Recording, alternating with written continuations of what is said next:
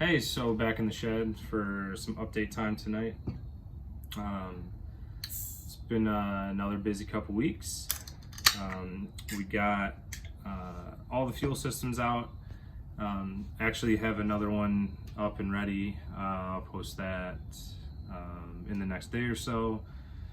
Yeah, so last week I had my new best friend Chris come into town from all the way from New Jersey. So shout out to Chris for this beer as well that he brought me, Brick City Brewing. This is my last one of the 4-pack, Power Jams. It's a big triple IPA and it's amazing. So I'm gonna be drinking that tonight. For those of you who don't know, Chris has a 2014 ATS as well. His is fully built. It's the white big turbo car, fully built, manual transmission. It's got a 6266 on it. It's nasty. So that car made 561 on 93 octane alone, and I had the privilege to drive it and ride in it, and it makes every bit of that power. So cheers to him.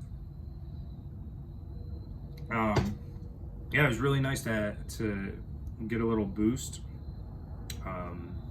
mentally, having somebody here to kind of push me a little bit again into finishing some stuff with my car. So my car's been needing just a bunch of maintenance for a long time.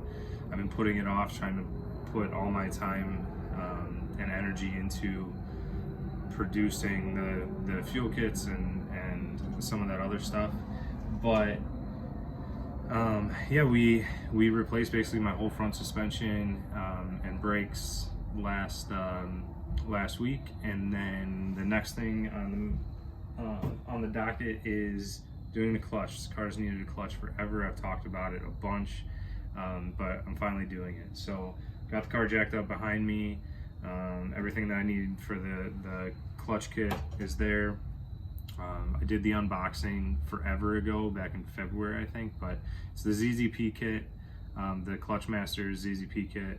I also did get a new throwout bearing and slave cylinder, so that's all going to be going in. So yeah, not too much more there, but gonna get under the car, start working, keep you guys updated.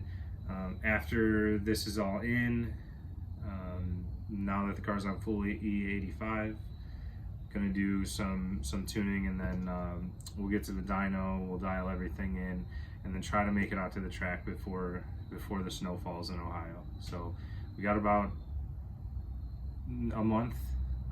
It's a tight timeline. See if we can do it. Cheers. All right, so more clutch work today. Out in the garage on this beautiful Sunday in Cleveland. It is pouring down rain outside. Pretty much been doing that all day. Oh well. So yeah, got everything out of the car, cleaned up the shed a little bit, so I have a little bit more room to work. Something I've been needing to do for a long time. So I kind of laid out everything on the table here. So we go through old stuff, new stuff, and just kind of walk through what we'll be doing. So first, here we have the old pressure plate. It's gonna be hard to get this all on camera, I'm sure, but the pressure plate and the flywheel surface, they're pretty hot spotted. They're very deeply grooved. Can't get that on video, but they're very deeply grooved. The clutch disc itself is completely shiny, probably indicative of the amount of glazing that was done to that. So this clutch had 85,000 miles on it. It's a stock clutch, but yeah, this clutch did a great job, honestly, for what it was, bone stock. And yeah, bone stock clutch, it started slipping 2 years ago on the stock turbo. And, you know, from that point forward, it was just, let's try to keep the torque down, keep it, you know, smoothly increasing instead of a big torque hit or anything like that. And it did okay for a while. You know, first it was I couldn't do a 4th gear pull, then I couldn't do a 3rd gear pull. So once it got to that point, it was obvious, you know, that I needed the new clutch. So let's go over to the new side. So on the new side, new flywheel. It's half the weight of the stock flywheel. So I think everybody or most people understand this, but the stock flywheel is what's called a dual mass. Let me see if I can get it to rotate here. So you see how you can actually rotate the flywheel on itself. That's to reduce vibration, basically put a dampener on the clutch pedal, so it's a little less hassle and a little more luxurious feel for even people who want a manual transmission.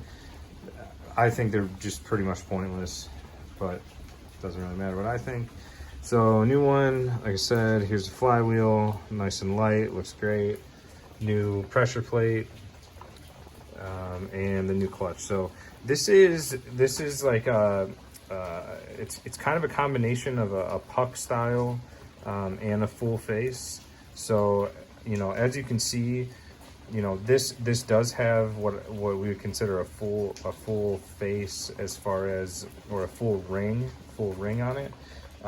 But this entire clutch disc is a mating surface, right? So everything, it's continuous pads around the entire clutch.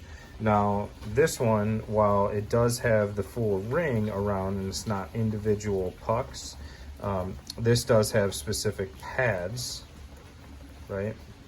8 pads, right? So 8 pads around that. So a little bit different driving dynamics when you have that.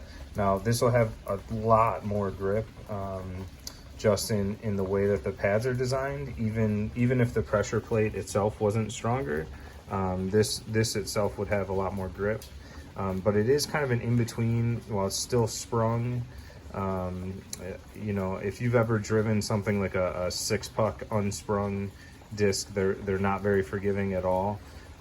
This adds in a little bit more street drivability, but should still hold quite a bit of power. You know, the way that I have talked before about how I tune these cars, especially with big turbos and everything like that, you know, I'm not going in trying to create this huge V8 torque hit. That's not my philosophy at all. It's a 4-cylinder, it's a 2-liter, it's not even a big 4-cylinder. You need to go about tuning it and building it that way, in my opinion. So if you have the fuel to do it, use the RPM, use a bigger turbo, all of those things, and then you can create an amazing power band, and you can make parts like this last for a long time. So even if this set, you know, this is a really off-the-shelf clutch kit that doesn't hold a ton of power, but definitely upgraded over stock. But even if this is only rated for, and I don't even know, say it's rated for 450 foot-pounds, so I think it's probably around there. You know, in my world, that's over 600 horsepower. It's over 600 wheel horsepower to make 450 foot-pounds.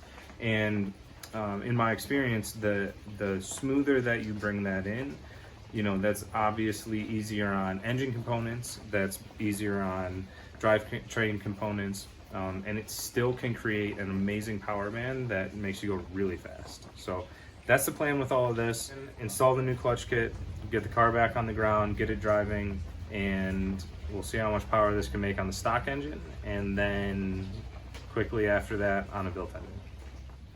All right, so I'm underneath the car right now. I just want to do a quick video to kind of get to the pain points while doing this. Overall, it's not terrible. The bolts that everybody kind of talks about are these top 2 bolts. It's really these top 3. Okay. So for those, you have 2 things working against you. The first is you have this wire harness, and all 3 of these have this stud coming off of the bolt that's on these, and that stud has these wire harness holders pushed onto them. So you got to pry those off first, and that's kind of a pain when you can't really get in there with your fingers or anything. But once you do that, if you just have long extensions, you can get to all 3 of these pretty easily. These 2 from the right side, and then this one kind of from the left top. So not too bad, but just want to go through that. So as I'm under here right now, I got this surface all nice and cleaned up. I'm about to put the new flywheel on and go from there. All right, was hoping to get a little bit more done tonight, but no big deal. Just ran into a couple snags. New clutch is in, everything's torqued down, so we're good to go there. So between tomorrow and the next couple days, I'll be going through and putting the car back together. Hopefully get it back running as quickly as possible. Also looking at finally buying a daily, because this can't be my daily anymore. All right, hopefully the last night working on this clutch, anybody who says this is not that bad of a job, better man than me. I can't stand this type of work. Even when I had a shop and a lift and everything, I still didn't like this kind of stuff, just not my jam. And now I'm trying to do this on jack stands by myself. Huge pain in the ass. So with that said, I went with a big beer tonight. It was Dragon Saddle from Hoofhearted, best triple IPA of all time, 11.5%, drinks scary easy, and yeah, it's delicious. So I figure, at the very least, it'll help me not care so much while I'm fighting to get this trans back in the car. So anyway, that's what we're gonna do. Wish me luck. Well, that didn't fucking work. I'm sufficiently annoyed, in pain, pretty much dead right now. But the good news is I got the transmission. No, that's not the good news. That never actually happened. The good news is I have a beer named Turbo, and it's delicious. So after lots of work and pulling something in my back because I'm old, I managed to not get the trans back on. Cannot get it lined back up. I have no idea what to do. Yeah, I mean, I had the jack under there, have everything supported as close as I can possibly get it, but it just won't get lined back up. The top of the shifter, if I try to lift the back up anymore to get things more in line, the top of the shifter hits the bottom of the car. I don't know. I can't fucking do it.